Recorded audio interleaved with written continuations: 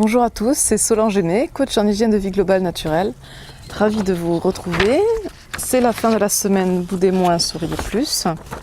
Donc je vous montre la petite affiche que j'ai faite pour la semaine. Alors on va commencer par la petite surprise que je vous avais dit que j'essaierais de faire. En fait, j'ai pas trop eu le temps ni l'énergie. J'avais une idée de faire un petit montage sur le thème du sourire, un montage photo vidéo. Mais voilà, je vais tout de même vous lire un petit poème sur le sourire qui date de 1920. Un sourire. Un sourire ne coûte rien, mais il met la joie au cœur. Il enrichit celui qui le reçoit, sans appauvrir celui qui le donne. Il ne dure qu'un instant, mais son souvenir est parfois éternel. Personne n'est assez riche pour s'en passer. Personne n'est assez pauvre pour ne pas le mériter. Il crée le bonheur au foyer, il est le signe de l'amitié. Un sourire donne du repos à l'être fatigué, rend du courage au plus découragé. Il ne peut ni s'acheter, ni se prêter, ni se voler, car c'est une chose qui n'a de valeur qu'à partir du moment où on le donne.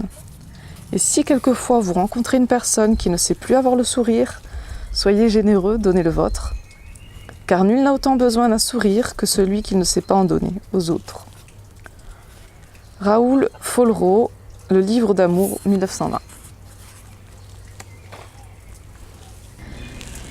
Donc voilà pour le petit poème, que je connais pas encore par cœur, mais ça fait longtemps que j'ai pas appris des poèmes. Bon, en tout cas, c'est un poème que je trouve très beau, que j'avais envie de vous partager, que peut-être que vous avez déjà entendu ou lu quelque part ou sur internet.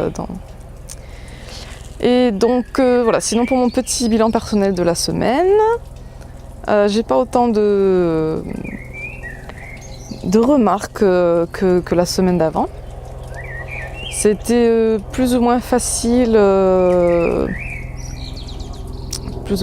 en fonction des jours. Il y a un hélicoptère qui passe, j'espère que ça fait pas trop de bruit. Donc les premiers jours, j'avais fait une petite vidéo en milieu de semaine. Les premiers jours, ça s'est plutôt bien passé, j'étais assez motivée, je pensais souvent à sourire. Ensuite, en milieu de semaine, j'étais énormément sur les nerfs, assez énervée.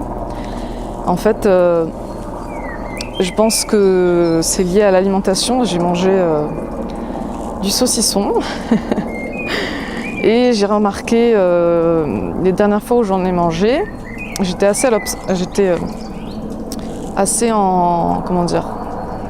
à l'écoute de moi-même, de mes ressentis, et il me semblait avoir remarqué que quand je mangeais du saucisson, et rapidement après, quelques heures après, et puis 1 ou 2 jours après, j'étais très très énervée.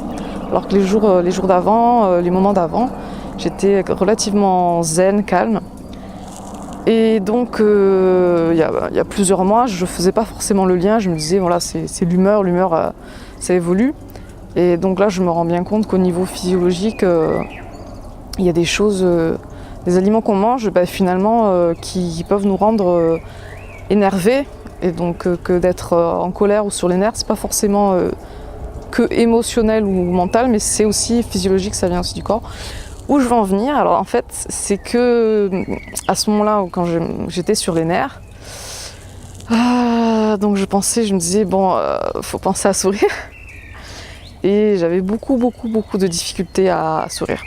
J'étais vraiment sur les nerfs, j'avais beaucoup de difficultés à sourire. Sinon après, quand ça s'est calmé un peu de temps après, j'ai eu plus de facilité à sourire. Et j'ai remarqué qu'à un moment donné où je sentais un petit peu de colère monter en moi, mais c'était pas de la colère de nervosité physique que je sentais qui était physiologique, c'était un peu de l'énervement. Je suis quelqu'un depuis toute petite, je m'énerve très facilement pour rien. Bon, j'ai travaillé un peu ça va mieux. Mais Donc j'ai cette tendance à parfois m'énerver pour pas grand chose. Voilà. Je veux prendre un objet, il n'est pas là où il était, où je pense qu'il est, je vais m'énerver tout de suite, alors qu'au bout de 30 secondes, ça je trouve, je vais le trouver. Et donc là, tout de suite, quand j'ai senti un peu de l'énervement monter, j'ai pensé à l'affirmation de la semaine, vous des moins souriez plus. Et tout de suite, ça a réussi à me calmer, je me suis calmée, et j'ai relativisé, j'ai dit non mais tout va bien, voilà, ça allait mieux. Donc je me suis dit, bon après, je finis ce que je voulais dire. Donc, et en fin de semaine, j'ai eu d'autres émotions. J'étais plus dans le côté déprime. Voilà, pas trop d'énergie, pas trop de goût à faire grand chose. Et bon, j'essayais de sourire plus parce que j'avais remarqué quand même que quelquefois ça m'aidait à aller mieux, ça c'est sûr. Je l'avais dit en milieu de semaine, je vous avais un petit peu énuméré les effets physiologiques du sourire, que ça remonte l'humeur, ça fait plein de choses. Et donc j'étais pas en grande forme en fin de semaine ce week-end. Et j'avais du mal à sourire. Je me disais, parce que je travaille aussi les pensées créent comment on se sent. Si on se dit tout le temps, je me sens, c'est pas forcément conscient, mais on peut se dire tout le temps, je me sens déprimée, je me sens pas bien, j'en ai marre. Et ben, si on se dit ça, on régénère ça, et c'est un cercle vicieux quelque part. Et si on veut sortir de ça, c'est mieux de se dire, je me sens épanouie, et essayer de créer une autre énergie pour sortir de ce cercle vicieux. Et donc voilà, j'avais envie de me sortir de ce mal-être que j'avais, de ne pas me sentir bien, de déprime. Et malgré voilà, j'essayais de sourire, je me forçais et j'arrivais pas.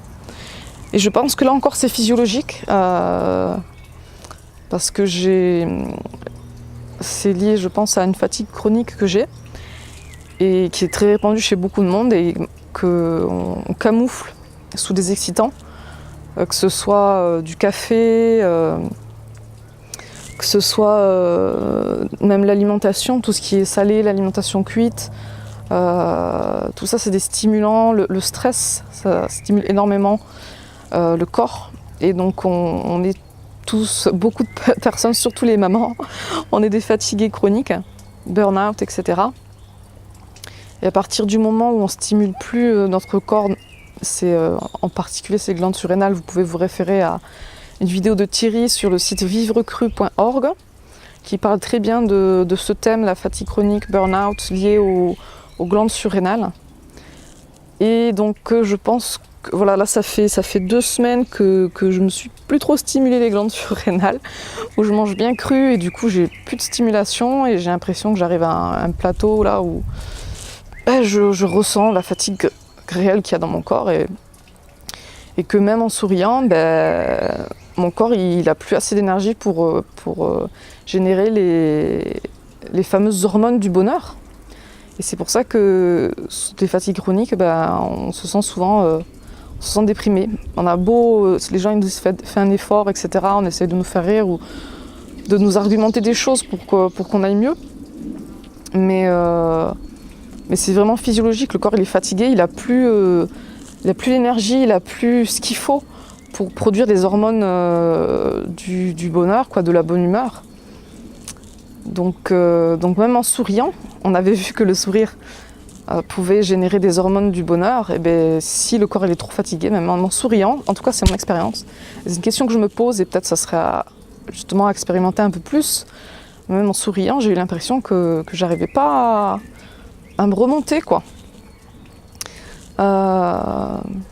Aujourd'hui, j'ai l'impression de me sentir un peu mieux. Je fais garder ma fille le matin en semaine, donc c'est vrai que le week-end, je peux me sentir un peu plus fou. C'est fatigant, quoi. À la fin du week-end, je suis vraiment fatiguée. Donc en tout cas, c'était une semaine très positive pour moi. Je trouve que ça serait intéressant de prolonger cette expérience au moins, de faire cette expérience au moins 3 semaines. Parce que 3 semaines, on dit que c'est le minimum pour arriver à prendre des bonnes habitudes, pour changer ses habitudes, pour prendre des nouvelles habitudes. Donc une semaine, c'est trop court pour vraiment prendre l'habitude de sourire. Et donc j'aimerais bien faire cette expérience sur 3 semaines pour voir si sourire c'est quelque chose qui vient plus naturellement pour moi. Et si j'arrive à me sentir plus heureuse. Bon, globalement, déjà en travaillant sur mes pensées, j'ai réussi à me sentir beaucoup mieux parce que j'ai pris conscience il y a plusieurs semaines que j'étais dans un cercle où tout le temps je me disais je suis déprimée, j'en ai marre, je me sens pas bien, etc. Et à partir du moment où je me suis mise à dire je me sens épanouie, à me visualiser dans plusieurs jours, plusieurs semaines quand je me sentirai mieux. C'est pas forcément évident de se dire je me sens épanouie alors qu'on se sent déprimé. Je me sens soutenue, je me sens bien heureuse, je procure de la joie aux gens autour de moi. À partir de ce moment-là, j'ai commencé à me sentir vraiment beaucoup mieux. Mais quand j'ai commencé à faire ça, je pense que j'étais pas dans une phase 100% crue, alors peut-être que mes glandes surrénales étaient stimulées et j'arrivais à produire des hormones du bonheur. Enfin, en tout cas, voilà. C'est des expériences que je fais, que j'ai envie de continuer à faire. Et il faut que j'ai l'énergie, le temps, que je me programme tout ça. Mais je ne sais pas si je le ferai. En tout cas, voilà, c'est du positif pour moi. Dites-moi, vous, comment avez-vous passé cette semaine? Avez-vous essayé de sourire un peu plus, de travailler ça, d'apporter du bonheur aux autres grâce à votre sourire? Car nul n'a besoin, car nul n'a autant besoin d'un sourire que celui qui ne sait pas en donner aux autres. Voilà, c'est ça. Donc,